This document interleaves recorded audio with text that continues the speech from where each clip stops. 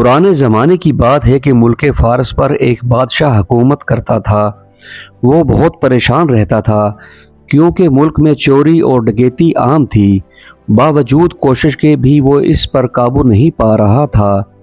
ایک دن بادشاہ پریشانی میں محل سے نکل کر جنگل کی طرف چل پڑا۔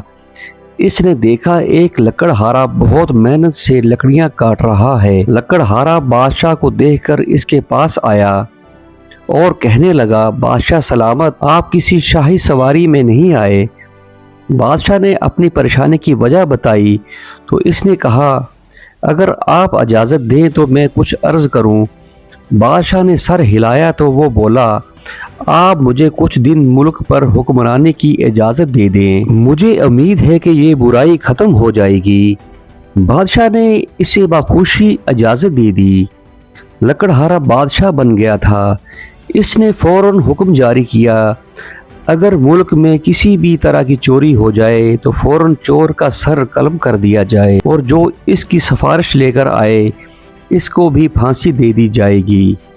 لوگوں نے اس حکم پر توجہ نہ دی اور اگلے دن کسی کے گھر سے زیور چوری ہو گئے۔ بادشاہ نے حکم دیا چور کو فوراً پکڑا جائے اور سپاہیوں سے کہا کہ اگر جو چور پکڑنے میں ناکام ہوئے تو ان کی جگہ تمہیں پھانسی دے دی جائے گی۔ کچھ روز گزرنے کے بعد سپاہی چور پکڑنے میں کامیاب ہو گئے۔ انہیں جیل میں بند کر دیا گیا۔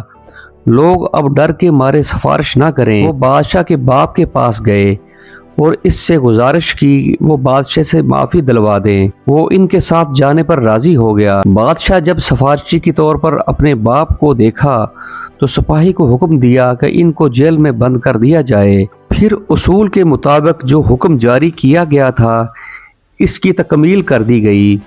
چوروں کے سر قلم کر دیے گئے اور جو سفارش لے کر آیا تھا اس کا باپ، اس کو بھی پھانسی دے دی گئی۔ اس صورتحال نے سب لوگوں کو خوف زدہ کر دیا۔ اب کوئی راستے میں بھی پڑی ہوئی چیز بھی دیکھتا تو اسے اٹھانے کی ہمت نہ ہوتی۔ آہستہ آہستہ ملک سے چوریاں بند ہونا شروع ہو گئیں۔ 40 روز بعد بادشاہ لکڑہارے نے پہلے بادشاہ کو بلایا اور سلطنت کا نظام اس کے حوالے کر دیا۔ بادشاہ اس کی حکمرانی اور اصول پرستی سے اتنا خوش ہوا کہ اس کو اپنا وزیر مقرر کر دیا۔ پیارے بچوں، کسی بھی سلطنت یا حکومت کا انتظام چلانے کا ذمہ دار حکمران ہوتا ہے۔